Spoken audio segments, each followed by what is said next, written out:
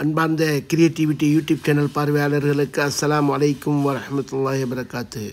உங்கள் அனைவர் மீதும் சாந்தியும் சமாதானம் நிலவுவதாக. இந்த காணொளியில் நீங்கள் காண இருப்பது அண்மையில் எஸ்டிபிஐ நடத்திய வக்ஃபு உரிமை மீட்பு மாநாடு. இது 6வது பாகமாகும். இதில் மாநில பொதுச் செயலாளர் அபூபக்கர் சித்திக் அவர்களின் இடிமுழக்கத்தை காணத் தவறாதீர்கள். இன்னும் 5-6 பாகங்கள் இருக்கின்றன. இதற்கு முந்தைய பாகங்களை டிஸ்கிரிப்ஷனில் உள்ளது. பார்க்காதவர்கள் டிஸ்கிரிப்ஷனில் சென்று கிளிக் செய்து பார்த்து கொள்ளுங்கள்.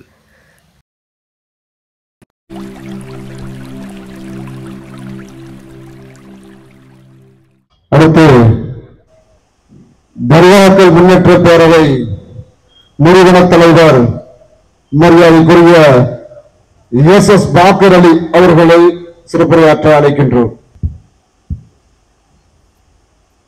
அஸ்ஸலாமு அலைக்கும் வரஹ்மத்துல்லாஹி தஆலா வபரகாத்துஹு. இந்த தஞ்சை மண்ணிலே வக்ஃபு உரிமை மீட்பு மாநாடு, இதனுடைய தலைவர் எங்கள் மண்ணின் மைந்தர் மரியாதைக்குரிய ரப்ரே-ஆலம் பாத்துஷா அவர்களே,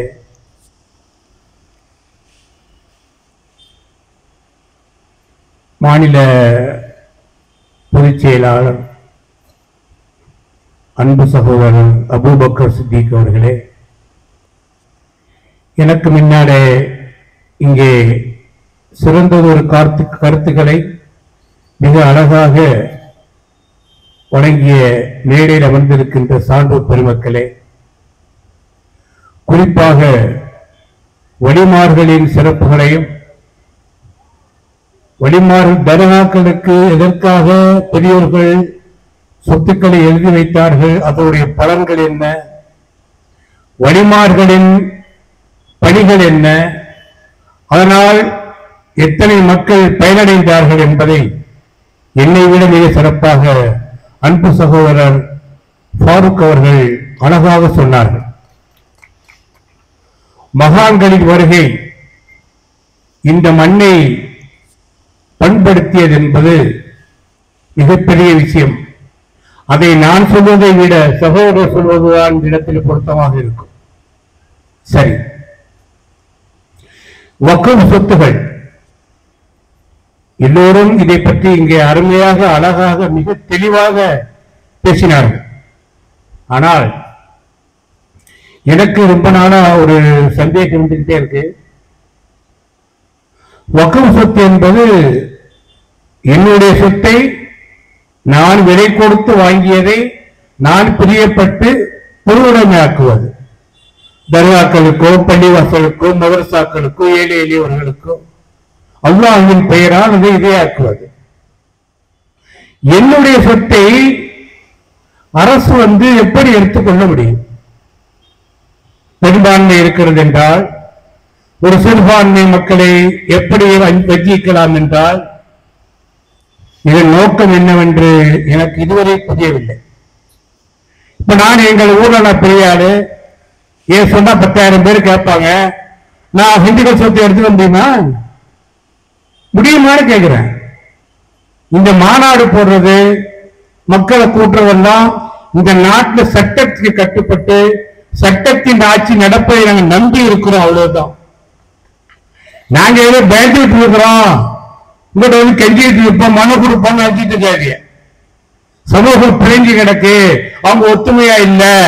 இதெல்லாம் ஒரு காலப்போக்கில் மாறுச்சுன்னு வைங்க, அப்புறம் நீங்க மாநாடு போற மாதிரி வந்துடும். ஆமா, ஐயாவும் வைத்துக்கங்க. சமூகம் எங்கள் மாதிரி ஒரு கட்டமைப்புள்ள மார்க்கமே கிடையாது. பிறர் நாம் நாடுவதுதான் இஸ்லாம் என்று சொல்லுகிறது. எஸ்டிபியுடைய திருக்குறள் ஒன்று எனக்கு ரொம்ப பிடிக்கும். பயத்திலிருந்து விடுதலை, பசியிலிருந்து விடுதலை. அடாடா, அதுல எல்லாமே அடங்கிடுச்சு. அந்த ஒரு 2 வரி அனைத்து பொருளும் உள்ளடக்கம். அதுல எல்லாத்தையும் சொல்லுவேன். எஸ்டிபியுடைய திருக்குறள் இதுதான். நம்ம எதுக்கு யாருக்கும் பயப்படணும்? அல்லாஹ் தவிர. ஆனா சட்டத்தை நம்ம மதிக்கிறோம். நம்ம இந்த நாட்டுல பிறந்த நம்ம நாடுங்க இது. ஏன் நாடு என்ன போய் என்ன எப்படி அப்படின்னு கேக்குறேன். யார் அப்புறா சட்டம் போட்டுட்டா கிட்ட வந்துருக்கல? யாரும் நடைமுறைப்படுத்துறது? நடைமுறைப்படுத்திட்டு யாரும் வெளியே போறதுங்க?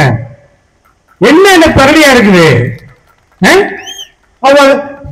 10 வருஷமாச்சுங்க மத்தியில ஆட்சி வந்து.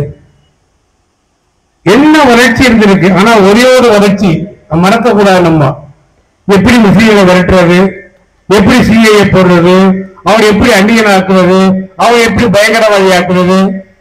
நாளைக்கு பாட்டிலி மேலே கேஸ் வரலாம், நல்லா பேசலாம், அவர்கிட்ட பிடிச்சி அனுப்பி உள்ள போடு, இதான வரும். ஒரு என்ன பண்ண முடியும்? நாங்கள் இப்பவும் சொல்றோம், சட்டத்துக்கு கட்டுப்பட்டிருக்கிறோம், அவ்வளவுதான். இந்த நாட்டில் யாரும் ஆட்சிக்கு வரலாம், ஆனா சட்டம் தான் ஆட்சி புரியணும். ஜனநாயகம் மட்டும்தான் அந்த நாட்டில் இருக்கணும். நாங்க ஜனநாயகம் இருக்கு நம்பிட்டு இருக்கிறோம், அவ்வளவுதான். ஆனா இது போல தொடர்ந்து நிலை நீடிக்குமானால் நாங்கள் எல்லாம் சமாதானத்தை விரும்பக்கூடிய புரிஞ்சு வரும். அதுக்கெல்லாம் பயப்படுவதில்லை. ஆனா வரும் காலமெல்லாம் அப்படி இருக்க வாய்ப்பே இல்லை. அப்பேற்பட்ட காந்தியே சொன்னாருங்க, அமித்ஷா வாங்கி சொல்லிட்டு வந்தவர், டூஆர் டைனாரா இல்லையா, செய்யல செத்து போறாண்டார். நமக்கு ஒரு பாதிப்பு நம்ம யாங்க என்ன இருக்கணும்? நம்ம யார்கிட்ட எந்த வம்புக்கு? இது இஸ்லாம் தோன்றிய காலத்திலிருந்து யுத்தங்கள் எல்லாமே தற்காப்பு யுத்தம் தான். இஸ்லாம் எந்த நாட்டிலையும் சண்டை போட்டதாகவோ, எவனையும் ரோட்ல போட அடிச்சதாகவோ, எவன்ட்டு வம்பு போட வரலாறு இருக்குதா? நம்மளை அடிக்க வந்தா திருப்பி அடிச்சாங்க, அவ்வளவுதான். ஆனா நாங்கள்லாம் அடிக்க ஆரம்பிச்சா அல்ஹம்துலில்லாஹ், அல்லாஹ் காப்பாற்றணும். நாங்க அதெல்லாம் விரும்புறதில்லை. நாங்கள் இந்த நாட்டில் பிறந்தவங்க, பொது உடைமை, பொது சொத்து. ஏன் சொத்தை நீ எடுக்க திட்டம் போட்டீங்கன்னா அதே நாங்க எடுத்தா என்ன ஆகும்? காலத்தின் நிலை கருதி நான் அதிகமா பேச விரும்பல. மரியாதைக்குரிய அண்ணன் நெல்லை முபாரக் அவர் தெளிவா பேசுவாங்க. வாய்ப்புக்கு நன்றி கூறி விடைபெறுகிறேன். ஒரே ஒரு செய்தி சொல்லிக்கிறேன். இந்த சட்டம் நாளைக்கு பாராளுமன்றத்தை நிறைவேறுமானால் அல்லாஹ்வுடைய சாபம் இறங்கும். அஸ்ஸலாமு அலைக்கும்.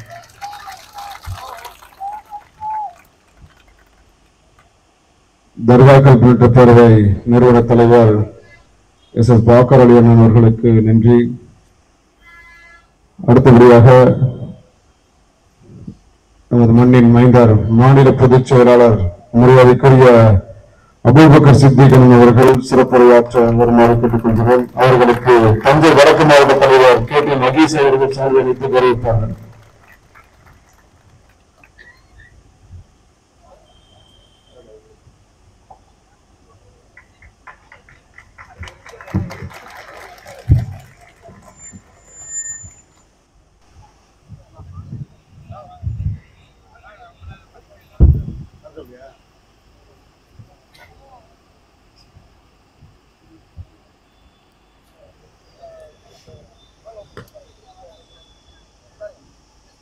என்னுடைய உரை துவங்குவதற்கு முன்பாக ஒரு அறிவிப்பையும் அறிவிக்க வேண்டும் என்று தலைவர் அவர்கள், இந்த மாநாட்டு கூட்டத்துடைய தலைவர் அவர்கள் டப்ரே ஆலம் பாதஸ் அவர்கள் சொல்லி இருக்கின்றார்கள். அந்த வரிசையில இந்த நிகழ்ச்சியை மிகுந்த ஆவலோடு ஏற்பாடு செய்திருக்கின்றார்கள். அதே நேரத்தில் எப்படியாவது இந்த நிகழ்ச்சியை நடத்தியே தீர வேண்டும், இந்த செய்தியை, இந்த கருத்தியலை மக்கள் மன்றத்திலே பரப்பியே ஆக வேண்டும் என்ற ஆசையும் ஆவலும் மட்டும்தான் இருந்தது. பணம் இருந்துச்சான்னு மட்டும் பார்க்க போகும்போது பிரச்சனை இல்லை, முன்னெடுப்போம் என்றார்கள். ஆனால் வந்திருக்கக்கூடிய தலைகளை எண்ணி பார்க்கும் பொழுது ஒரு பிரமிப்பாக இருக்கின்றது. உங்களோடு வரக்கூடிய தோழர்கள், அங்கங்க இருக்கக்கூடிய நம்முடைய ஆண்களாக இருக்கட்டும், பெண்களாக இருக்கட்டும், தோழர்கள் உங்களிடம் வரும் பொழுது ஒரு நீண்ட அதிகமான எண்ணி பார்க்க முடியாத அளவிற்கு உங்களுடைய நன்கொடைகளை வழங்குமாறு ஆரம்பமாக எனக்கு கட்டளையிட்டு இருக்கின்றார்கள். தயவு செய்து மிக அழகான முறையில உங்களுடைய அன்பளிப்புகளை வழங்குமாறு ஆரம்பமாக கேட்டுக்கொள்கின்றேன். Social democratic party of India நடத்தக்கூடிய வக்ஃப் உரிமை மீட்பு மாநாட்டுடைய தலைவர் மதுரை மண்டலத்துடைய தலைவருமாகிய தப்ரேயாலம் பாதுஷா அவர்களை இந்த நிகழ்ச்சியை திறம்பட தொகுத்து வழங்கிக் கொண்டிருக்கக்கூடிய திருவாரூர் மாவட்டத்துடைய தலைவர் மரியாதைக்குரிய மாஸ் அப்துல் அஜீஸ் அவர்களை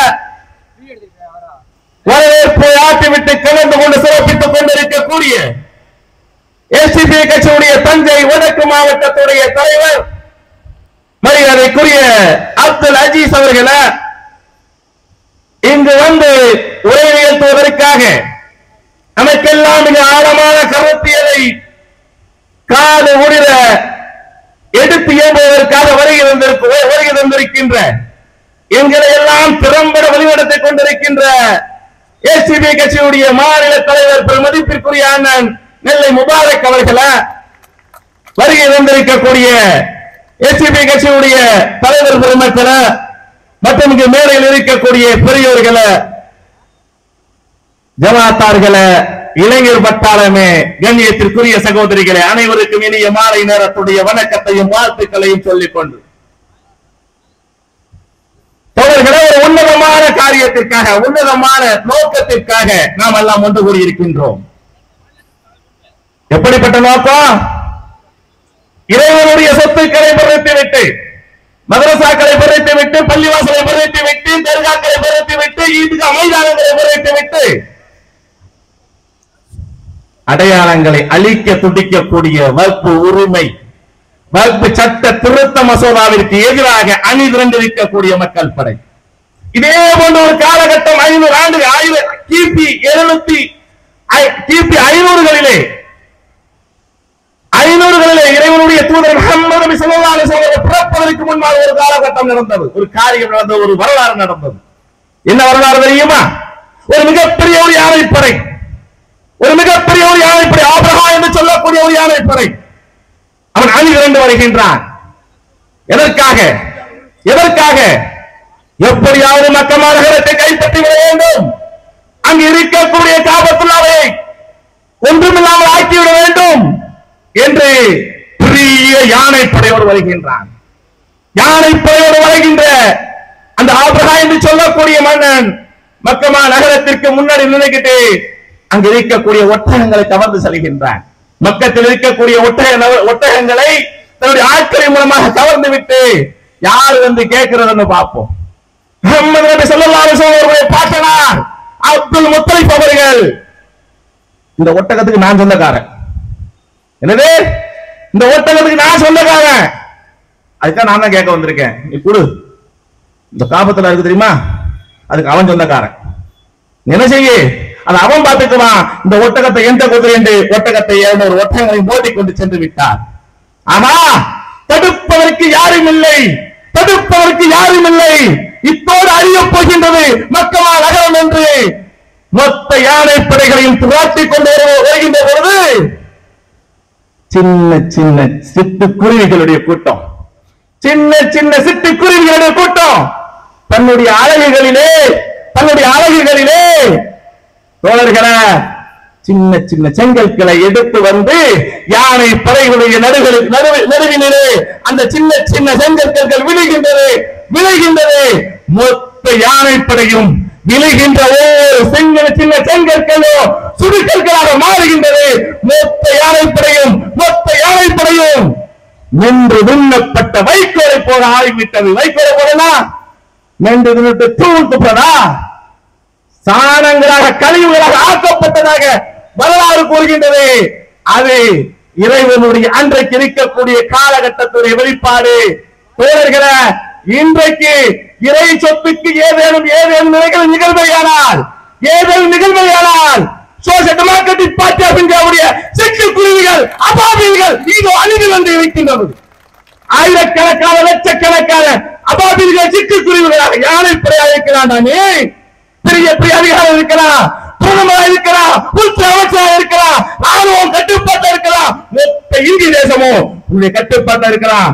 ஆனால் ஆட்டி படைப்பதற்கு பிறந்துட்டாயா ஜூன் மாதம் 21 2009 social democratic party of India. யாரு சொத்தடா எடுக்க பாக்குற? யார் சொத்தை எடுக்க பார்க்கிற? இன்னொரு செய்தியை நினைவுபடுத்துகின்றேன். ஏதோ முஸ்லிம்களுக்கான பள்ளிவாசல்களுக்கு மட்டும்தான் நம்முடைய பெயர் இருக்க வேண்டுமா? இங்க இருக்கக்கூடிய அருகில் இருக்கக்கூடிய நிறைய முஸ்லிம்கள் இருக்கின்றார்கள். நம்ம இறைவன் எப்படி தெரியுமா வார்த்தளிக்கின்றான்? சூரத்துல் ஹஜ்ஜிலே சொல்லி காட்டுகின்றான். சிலரை கொண்டு சிலரை நாம் தடுக்காது இருந்தால், சிலரை கொண்டு சிலரை நாம் தடுக்காது இருந்தால், இங்க இருக்கக்கூடிய மடங்களும், இங்க இருக்கக்கூடிய தேவாலயங்களும், இங்க இருக்கக்கூடிய ஆலயங்கள் எல்லாம் அல்லாஹ்வை அதிகம் அதிகம் தியானிக்கக்கூடிய மஸ்ஜிதுகளும் தகர்க்கப்பட்டு போயிருக்கும். என்ன தெரியுமா விஷயம்? இங்க இருக்கக்கூடிய, இங்க தேசத்தில் இருக்கக்கூடிய, உலகத்தில் இருக்கக்கூடிய கோவிலை பாதுகாப்பது முஸ்லிம்களுடைய கடமை. தேவாலயங்களை பாதுகாப்பது முஸ்லிம்களுடைய கடமை. பள்ளிவாசலை பாதுகாப்பது முஸ்லிம்களுடைய கடமை. குருத்துவாரத்தை பாதுகாப்பது முஸ்லிம்களுடைய கடமை. விகார்களை பாதுகாப்பது முஸ்லிம்களுடைய கடமை. தோழர்களே, ஏதோ இறைவனுடைய வசனம் சொல்லிவிட்டால் என்று மட்டுமே எண்ணி விடாதீர்கள். அதை களத்திலே செயலாற்றிக் கொண்டிருக்கின்றது social democratic party of India என்பதை நினைவுபடுத்துகின்றேன். ராமநாதபுரம் மாவட்டத்தில் தொண்டிக்கு பக்கத்தில் இருக்கக்கூடிய பாசிப்பட்டினத்தில் பாசியம்மன் என்று சொல்லக்கூடிய ஒரு கோயில் இருக்குங்க. 850 வருஷம் இருக்கக்கூடிய ஒரு கோயிலுங்க. அந்த கோயிலை பாலடைஞ்சு போயிருச்சு. அதை புனரமைக்கும் சொல்லிட்டு அறநிலையத்துறையிட்ட கடிதம் கொடுக்கும் பொழுது ஏற்கல. ஆனால் எஸ்டிபி கட்சியுடைய வழக்கறிஞராக இருக்கக்கூடிய ஆசிக் என்பவர் மதுரை உயர் நீதிமன்றத்தை வழக்கு தொடுத்து இந்த அறநிலையத்துறையை செயல்பட வைத்திருக்கின்றார். தேனி மாவட்டத்தில் சர்ச்சைகளுக்கு இடையில் வரும்போது களம் கண்டிருக்கக்கூடிய தோழர்கள் யார் என்று பார்க்கும்போது சோசியல் டெமோக்ராட்டிக் பார்ட்டி ஆஃப் இந்தியாவுடைய செயல்முறை களம் கண்டிருக்கின்றார்கள். எஸ்டிபி கட்சியின் தோழர்களை நாம் அப்படித்தான் வாக்களிக்கின்றோம். இந்திய தேசத்தில் இருக்கக்கூடிய கோவிலாக இருக்கட்டும், சர்ச்சைகளாக இருக்கட்டும், பள்ளிவாசலாக இருக்கட்டும், அத்தனையும் பாதுகாக்கக்கூடிய இடத்துல ஒட்டுமொத்தமாக இருக்கக்கூடிய எஸ்டிபி கட்சியுடைய தோழர்கள் களம் காணுவார்கள் என்பதை இங்கே நான் நினைவுபடுத்துகின்றேன். தோழர்களே, எப்படிப்பட்ட சட்டம் கொண்டு வந்திருக்கின்றார்கள், எப்படிப்பட்ட சட்டம் கொண்டு வந்திருக்கின்றார்கள். நாம் இந்த சட்டத்தை வக்ஃப் சட்ட திருத்த மசோதா என்பதை மிக ஆழமாக இங்கு வருகை வந்திருக்கக்கூடிய எண்ணிலடங்கா ஜமாத்தர்கள் வருகை வந்திருக்கின்றீர்கள். உங்களுடைய வீடுகளில் உங்களுடைய ஜமாத்துக்கு உட்பட்டு இருக்கக்கூடிய அனைத்து வீடுகளுக்கும் இந்த செய்தியை கொண்டு போய் சேர்க்க வேண்டியது காலத்துடைய கட்டாயம். இல்லங்க சொல்றான், நமக்கு முன்னால் மிக மிக அழகான அடிப்படையில 12 வருஷம் இருந்தாராம். 100 வருஷம் இருந்தாலுமே இந்த அறநிலையத்துறை அவர்களுக்கு உட்பட்டு இருக்கக்கூடிய கோவில் நிலங்களை இருந்தா, கோவில் நிலங்களை ஆக்கிரமிச்சிருந்தானா இன்னைக்கு மீட் எடுத்துக்கிட்டு இருக்காங்க. 6000 கோடியை இந்த 3 ஆண்டுகள்ல தமிழ்நாட்டில் மட்டும் இந்து அறநிலையத்திற்கு உட்பட்டு இருக்கக்கூடிய கோவில் நிலங்கள் மீட்டெடுக்கப்பட்டிருக்கின்றது.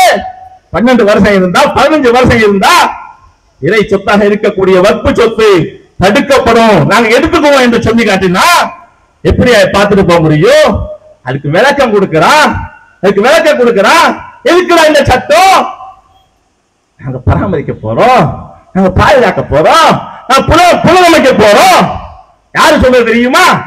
கடந்த 10-15 வருஷமா திருட்டு பையன், திருட்டு பையன் இருக்கிற சுருக்கு பையில இருக்கிறதெல்லாம் ஆட்டோ போட்டவன். இங்க இருக்கக்கூடிய செயின் ஸ்னாப்பிங்னா ஒரு திருட செயின் ஸ்னாப்பிங் செய்யறான், செஞ்சுக்கிட்டே இருக்கிறான்.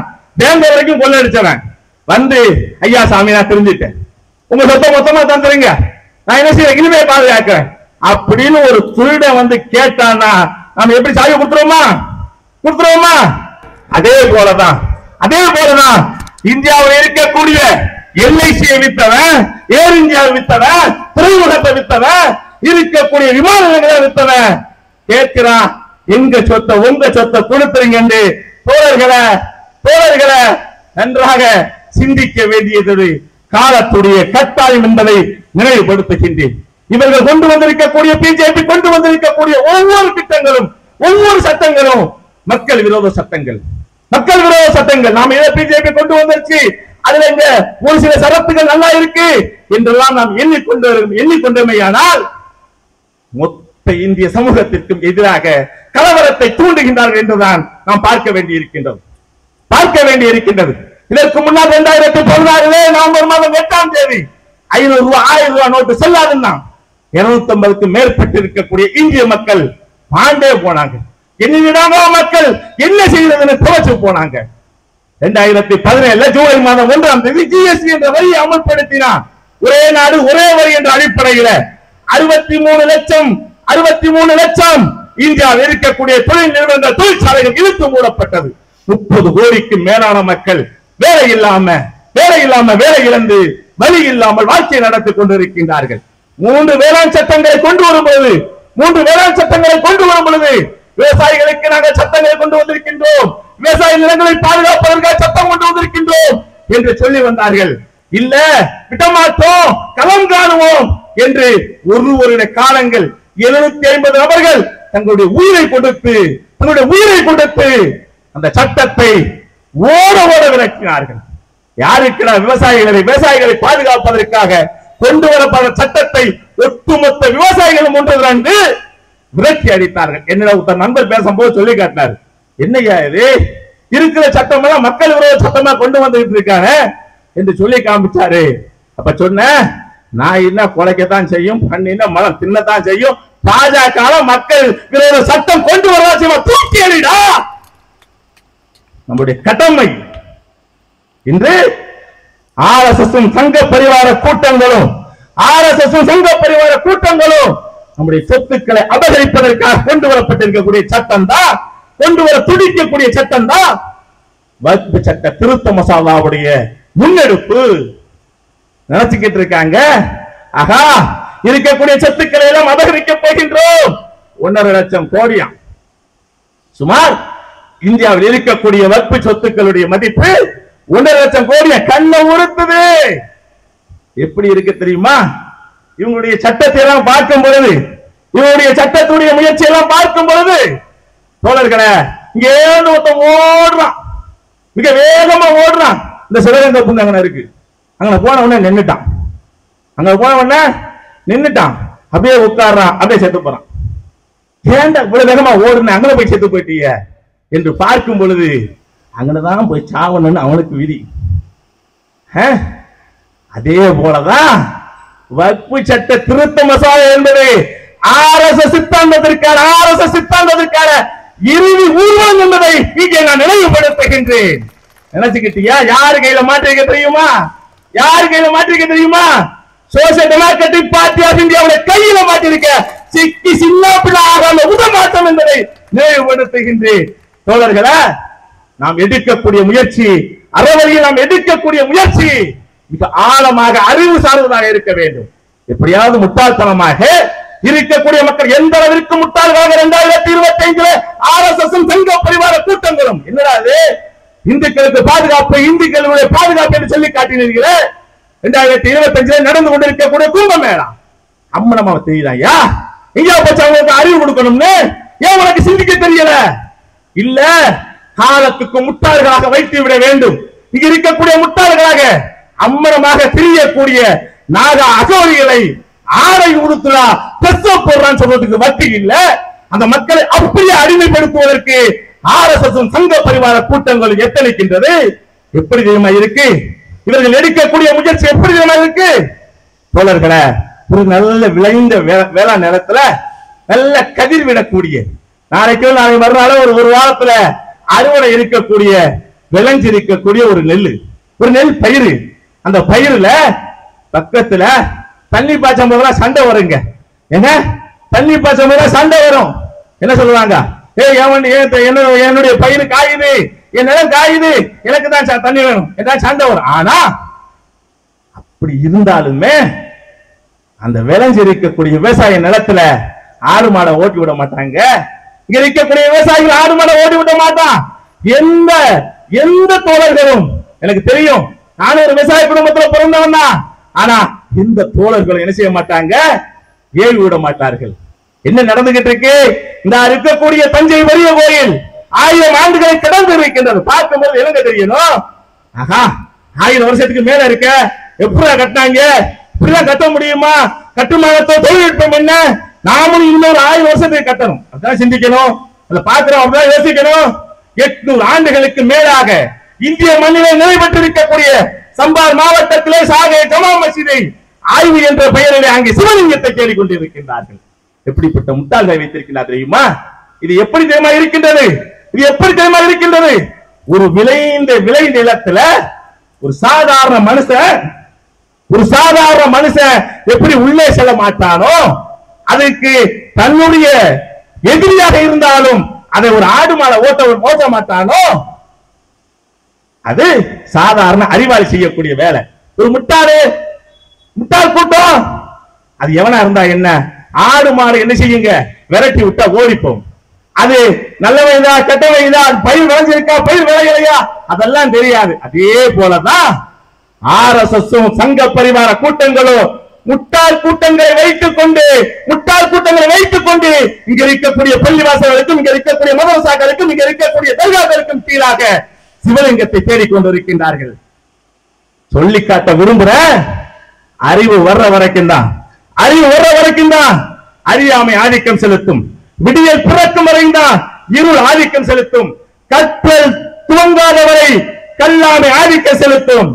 தோழர்களே, அகல் விளக்கு பிரகாசிக்க துவங்கிவிட்டது, மெழுகு வர்த்திகள் ஒளிர துவங்கிவிட்டது, விடியல் வெள்ளிகள் முளைக்க துவங்கிவிட்டது, ஏசிபிஐ கட்சி மின்ன துவங்கிவிட்டது, ஆர்எஸ்எஸ் மறைய துவங்கிவிட்டது, அதனுடைய சித்தாந்தம் அழிய துவங்கிவிட்டது. சும்மா இல்லையா? கொஞ்ச காலம் தாயா எங்க ஊர்ல கிராமப்புறத்தை சொல்லி காமிப்பாங்க. என்ன சொல்றாங்க? உண்மை வீட்டு வாசலுக்கு இறங்குறதுக்கு முன்னாடி பொய் ஊரை சுத்திட்டு வந்துருமா. தோழர்களே, உண்மை வீட்டு வாசலை விட்டு இறங்குறடா. வீட்டு வாசலை விட்டு இறங்கி வீதிக்கு வந்து இந்த அறுக்கக்கூடிய காதல் மொழியின் திட்டத்திலே சங்கமித்து இருக்கின்றது உண்மை. அப்படியா? பொய் எங்க போய் அடைக்கலாமா? பொய்க்கு எங்க அடைக்கலாம்? உண்மை வீட்டு வாசல இறங்கலன்னா தாண்டா உனக்கு ஆளுமை, உன்னுடைய அதிகாரம். பொய் வந்து தெருவுல இருக்கும் பொழுது அதை துரத்துவதற்கு உண்மை தெருவுக்கு வந்துருச்சுன்னா, பெடலுக்கு வந்துருச்சுன்னா, பொய் அடங்குற இடம் தெரியுமா? அடக்கஸ்தலம் கபரஸ்தானிகள் முறை நினைவுபடுத்துகின்றேன். விடமாட்டோம். இப்படிப்பட்டு இருக்கக்கூடிய இறைவனுடைய சொத்துக்காக இருக்கக்கூடிய நன்மையின் அடிப்படையில் யாருக்காக இருந்தாலும், முஸ்லீம்களாக இருக்கட்டும், இந்துக்களாக இருக்கட்டும், கிறிஸ்தவ மக்களாக இருக்கட்டும், எல்லாருமே பலனடைஞ்சு போங்கயா அப்படின்னு சொல்லி இருக்கக்கூடிய இறை சொத்தை நீ கைப்பற்ற நினைச்சியன்னா விட்டுட்டு தர மாட்டோம். தோழர்களே, நிறைவுக்கு வருகின்ற நேரத்தின் அருமை கருதி எவ்வளவு பெரிய ஆபத்தானவர்கள் இன்றைக்கு இருக்கக்கூடிய ஆர்எஸ்எஸ் சங்க பரிவார கூட்டமும் எவ்வளவு பெரிய ஆபத்தானவர்கள் தெரியுமா? இந்தியாவுடைய மிகச் சிறந்த நாகரிகம் என்ற அடிப்படையில் சிந்து சமவெளி நாகரிகத்தை சுட்டி காண்பிப்பார்கள். ஏன் தெரியுமா? தோழர்களே, அங்க இருக்கக்கூடிய கட்டமைப்பு அகழ்வாராய்ச்சி தோன்றாங்க. நகர்ப்புற கட்டமைப்பா இருக்கு. கழிவுநீர் வசதி வாய்க்காத அந்த காலத்தில் 2500 ஆண்டுகளுக்கு முன்னதாக இருந்ததாக வரலாறுகள் சுட்டி காண்பிக்கின்றது. ஆனா இந்தியாவுடைய செம்மொழிகளுடைய பட்டியல்ல 6 மொழிகள் இருக்கின்றது. இந்தியாவுடைய செம்மொழிகளுடைய பட்டியல்ல 6 மொழிகள் இருக்கின்றது. தோழர்களே, 6 மொழிகள் எது தெரியுமா? தமிழ், மலையாளம், தெலுங்கு, கன்னடம், ஒடியா. 5 தானே சொன்னீங்க. இன்னொன்னு எங்க? வந்தேரி மொழியா இருக்கக்கூடிய சமஸ்கிருதத்தையும் சேர்த்துக்கிட்டான். அப்போ இந்தியாவுடைய அங்கீகரிக்கப்பட்ட மொழி 22. 6 சொன்னீங்க, பாக்கி 16 எங்க? அசாமி எங்க? பஞ்சாபி எங்க? சிந்தி எங்க? தோழர்களே, இங்க வர்றதுக்கு கொஞ்ச நாள் ஆச்சு. ஆரிய பார்ப்பனிய கூட்டம் தமிழகத்திற்கு, தமிழகத்துடைய பகுதிகளுக்கு, இந்திய சாத்புரா மலைக்கு இந்த பக்கம் வர்றதுக்கு கொஞ்ச நாள் ஆச்சு. ஆனால் மிகப்பெரிய சிறந்த உலகத்திலேயே முன்னணியாக இருக்கக்கூடிய சிந்து சமவெளியுடைய நாகரிகத்துடைய தொட்டில் என்று சொல்வார்கள். அதனுடைய மொழிகள் எல்லாம் அழிக்கப்பட்டது, அவர்களுடைய கலை எல்லாம் அழிக்கப்பட்டது, அவர்களுடைய கல்வி எல்லாம் அழிக்கப்பட்டது, அவர்களுடைய வரலாறு எல்லாம் அழிக்கப்பட்டது. தோழர்களே, எவ்வளவு பெரிய அயோக்கியர்கள்! ஆர்எஸ்எஸ் சித்தாந்தவாதிகளுடைய முன்னோர்கள் எப்படிப்பட்ட அயோக்கியர்கள்! ஒரு பாரம்பரியத்துடைய உலகத்திலேயே மிகச்சிறந்த நாகரிகத்துக்கு சொந்தம் என்று சொல்லக்கூடிய சிந்துவெளி நாகரிகத்துடைய பக்கத்தில் இருக்கக்கூடிய, அவர்களுடைய சுற்றி இருக்கக்கூடிய அத்தனை மொழிகளுடைய வளமையெல்லாம் இல்லாமக்கிவிட்டாயா? அவருடைய கலை காணோம், அவர்களுடைய இலக்கியம் காணோம், அவர்களுடைய இலக்கணம் காணோம். ஏன் சொல்லி காட்டுகின்றேன் என்றால், ஆர்எஸ்எஸும் ஆர்எஸ்எஸ் உடைய சித்தாந்தவாதிகளும் எங்கே நுழைகின்றார்களோ எங்கே நுழைகின்றார்களோ தடையுமே இல்லாமல் அழிப்பார்கள். அவர்களுடைய அடையாளங்கள் இருந்ததற்கான அடையாளங்களை சுவடுகளை அழிப்பார்கள். அந்த வரிசையில தான் இங்கு இருக்கக்கூடிய இந்தியாவில் இருக்கக்கூடிய பள்ளி வாசல்களையும் மதரசாக்களையும் தர்காக்களையும் ஈத்கா மைதானங்களையும் அழிப்பதற்காக கொண்டு வரப்பட்டிருக்கக்கூடிய சட்டம் தான் வக்ஃப் சட்ட திருத்த மசோதா. விட்டுட்டு தரலாமா? என்னங்க செய்யணும்?